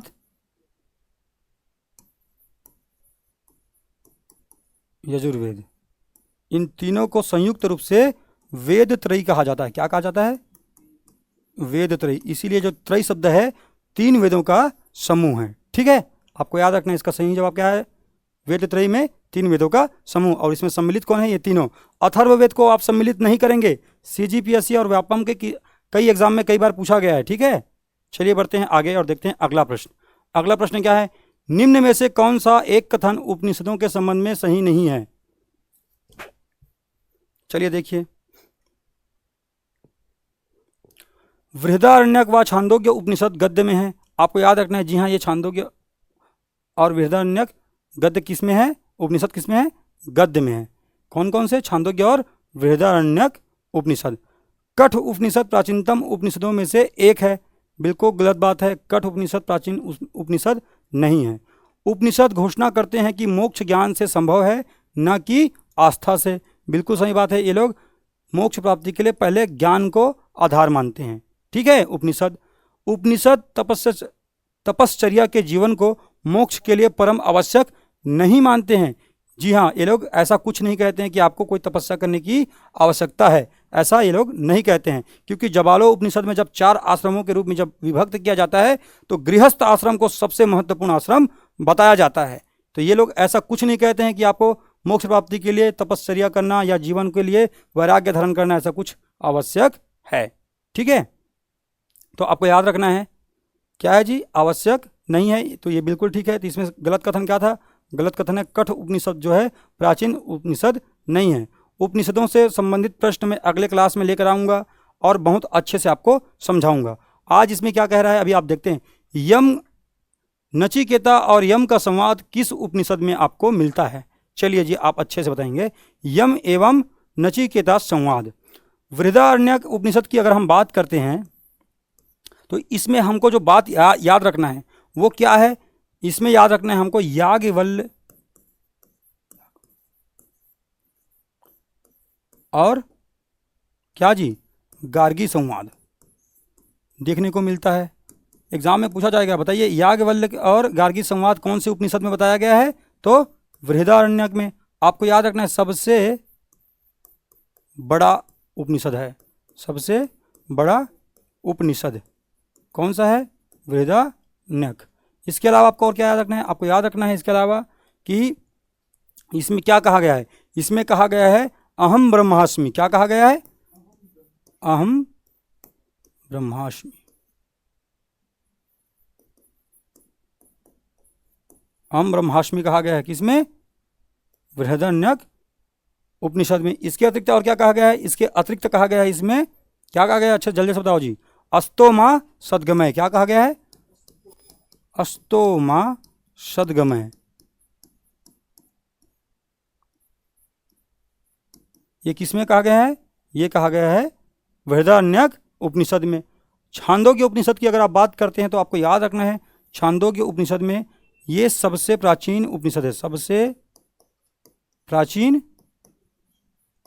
उपनिषद अगर कोई है तो वो है छांदोग्य उपनिषद। आपको अच्छे से याद रखना है। क्लास लंबा हो रहा है ऐसा नहीं सोचेंगे, आपको मैं पूरा डिटेल से पढ़ा रहा हूँ, आपके आने वाले एग्जाम के लिए प्रश्न यहीं से आएंगे। ठीक है, तो आपको देखना है छांदोग्य उपनिषद। और इसी उपनिषद में और किसके बारे में जानकारी मिलती है? तो आपको याद रखना है देवकी नंदन कृष्ण। किसके बारे में? देवकी नंदन कृष्ण। या आपको देखने को मिले वासुदेव कृष्ण। क्या? वासुदेव कृष्ण। यहाँ पे एक ट्रिक है, आपको क्या याद रखना है, एग्जाम में पूछ दिया जाए बताइए कृष्ण का उल्लेख कहाँ पे? तो कृष्ण का सबसे पहले बार उल्लेख मिलता है ऋग्वेद में, जबकि देवकी नंदन कृष्ण या वासुदेव कृष्ण का उल्लेख कहाँ मिलता है? छांदोग्य उपनिषद में। ये अच्छे से याद रखेंगे। ठीक है, और यहाँ पर जो कृष्ण का उल्लेख है इसको बताया गया है घोर अंगिरस का शिष्य बताया गया है। ठीक है, तो ये रहा छांदोग्य उपनिषद के बारे में जानकारी। इसके अलावा छांदोग्य उपनिषद में आपको सत्यकाम जाबाली का कथा मिल जाता है। सत्यकाम जाबाली, जाबाली कथा यहीं पे मिलता है। सत्यकाम जाबाली की कथा, अरुणी है ना, उद्दालक की कथा, ये सब कहाँ मिलता है? छांदोग्य उपनिषद में। मैं इसके लिए एक अलग से पृथक क्लास लाऊंगा, आपको यहाँ पे समझना है। एक आया है कठोपनिषद, इसका सही जवाब है कठोपनिषद। यम एवं नचिकेता का संवाद कहाँ मिलता है? कठोपनिषद। क्या हुआ, एक ऋषि हुए वागश्रवा। क्या? कौन ऋषि? वागश्रवा। इन्होंने एक यज्ञ करवाया। कौन सा यज्ञ करवाया? विश्वजीत यज्ञ। क्या यज्ञ करवाया? विश्वजीत यज्ञ। और इसी विश्वजीत यज्ञ में क्या होता था? वैदिक काल में यज्ञ करवाने के पश्चात जो पुरोहित जो आते थे यज्ञ कार्य संपन्न करते थे उनको दान में गायों को दान देना होता था, क्योंकि संपूर्ण वैदिक काल में मैंने क्या कहा है, गाय जो थी अघन्या कहलाती थी, ना मारे जाने योग्य, और ये संपत्ति एवं सम्मान का सूचक थी, इसीलिए गायों को दान दिया जाता था। तो यज्ञ संपन्न होने के बाद ये वागश्रवा जो था विश्वजीत यज्ञ करवाने के बाद पुरोहितों को अस्वस्थ गाय दे रहा था। कैसे गाय? अस्वस्थ, एकदम दुबला पतला, है ना, ऐसे गायों को दान दे रहा था। और ये सब घटना बैठ के इसका बेटा नचिकेता देख रहा था। ठीक है, और नचिकेता यह समझ गया कि पिताजी लोभवश आकर के अस्वस्थ गायें पुरोहितों को दे रहे हैं दान में। तब इस नचिकेता ने अपने पिताजी से पूछ लिया, वागश्रवा से, पिताजी बताइए अगर आपको कोई मुझे कहीं पे दान देना हो तो आप मुझे कहाँ दान देंगे? तो उसके पिताजी क्रोधित हो जाते हैं वागश्रवा और अपने बेटे को कहते हैं अगर मुझे तुझे कहीं दान देना हुआ तो मैं दान दूंगा तुझको यम को। किसको? यम को। और पिता की बात सुन करके बेटा नचिकेता पिता भक्ति में कहाँ चले जाता है जी? पिता के बातों को मानने के लिए कहाँ चला जाता है कि पिताजी ने तो कहा कि मुझे यम को दान दे देंगे, तो ये चले जाते हैं यम के पास और यम के द्वार पे 3 दिन तक रहते हैं। और उसके बाद जब यम इसके पास आते हैं तो इनके कार्यों से प्रसन्न होकर बोलते हैं कि बेटा तुमको क्या चाहिए। तब यहाँ पर जो नचिकेता है यम से संवाद करते हैं और जीवन और मृत्यु के बारे में जो रहस्य है इसको पूछ लेते हैं। और इसी घटना को कहा जाता है यम नचिकेता का संवाद, जिसका आपको उल्लेख कहाँ मिलता है? कठोपनिषद में। अच्छे से याद रखेंगे, ठीक है। चलिए बढ़ते हैं आगे। अगला प्रश्न है, निम्नलिखित में से एक ने सर्वप्रथम गोत्र शब्द का प्रयोग कुल के रूप में हुआ है। निम्नलिखित में से किस एक ने नहीं, किस एक में, ठीक है, किस एक ने नहीं, किस एक में सर्वप्रथम गोत्र शब्द का प्रयोग कुल के अर्थ में हुआ है? चलिए बताइए, ये आज का अंतिम प्रश्न है। और मैं आपको अगर बताऊं तो ये प्रश्न वास्तव में 7 करोड़ वाला प्रश्न है, जिसका पैसा आप सही जवाब देने पर जाकर ले सकते हैं, ठीक है। ये 7 करोड़ वाला प्रश्न है जी। जिसको भी लग रहा है कि एकदम उनको पता है, हमने पढ़ा है एकदम अच्छे से वैदिक काल, वो इसका जवाब दे सकता है। तो चलिए देखते हैं इसका सही जवाब। ज़्यादा समय नहीं करते हैं खराब, क्योंकि वैसे भी आज का सेशन लंबा हो चुका है। देखते हैं क्या है। निम्नलिखित में से किस एक में सर्वप्रथम गोत्र शब्द का प्रयोग कुल के अर्थ में हुआ है? कुल के अर्थ में हुआ है, ठीक है। अगर जिसने ऋग्वेद लगाया है तो समझो क्या है, वो पार है। नहीं, इसका सही जवाब क्या है? ऋग्वेद नहीं है, इसका सही जवाब है अथर्ववेद। अगर आपसे कोई पूछे गोत्र शब्द का पहली बार प्रयोग, गोत्र शब्द, तब तो आपका जवाब होगा ऋग्वेद। लेकिन गोत्र शब्द का प्रयोग कुल के अर्थ में, कुल के अर्थ में, तब आपका जवाब क्या हो जाएगा? अथर्ववेद। तो इस ट्विस्ट के साथ आज के सेशन को हम लोग करते हैं समाप्त। आई होप आप सबको बढ़िया बढ़िया जानकारी इस सेशन से मिला होगा। इसी प्रकार के बढ़िया बढ़िया सेशन लाते रहेंगे और CGSI, CG व्यापम और CGPSC के लिए आप सबके तैयारी को हम लोग मजबूत करने का प्रयास करते रहेंगे। इसके लिए आप सबको सामर्थ्य एकेडमी के इस YouTube चैनल को करना है सब्सक्राइब और साथ ही साथ बेल आइकन को करना है प्रेस, ताकि आप सबको समय पर ऐसे क्लासेस के नोटिफिकेशन मिलते रहेंगे। सोमवार से शुक्रवार हर रोज सुबह 10 बजे जियोग्राफी की क्लासेस हमारे यहाँ YouTube चैनल पर मिल जाएगा आपको। साथ ही हर रोज सोमवार से शुक्रवार शाम को क्या मिलेगा? इंडियन हिस्ट्री के MCQ सीरीज। अगर आप CGSI की तैयारी करना चाहते हैं तो आप हमारे साथ बने रहिए। हम आप सबके लिए ये MCQs की सीरीज ला रहे हैं और दिन में जो ला रहे हैं ज्योग्राफी की सीरीज। आप पाएंगे कि आपके जो GS वाले सेक्शन हैं वो इन दोनों क्लासेस से कैसे मजबूती के साथ तैयार होते जाएगा, ठीक है। तो अगर आपको किसी भी तैयारी संबंधी सूचना चाहिए तो आप हमको हमारे इस कॉन्टैक्ट नंबर पर कॉन्टैक्ट कर सकते हैं और जानकारी प्राप्त कर सकते हैं। तो धन्यवाद दोस्तों, हम मिलते हैं कल और बढ़िया बढ़िया MCQs के साथ। आप सब ऐसे ही पढ़ते रहिए, स्वस्थ रहिए।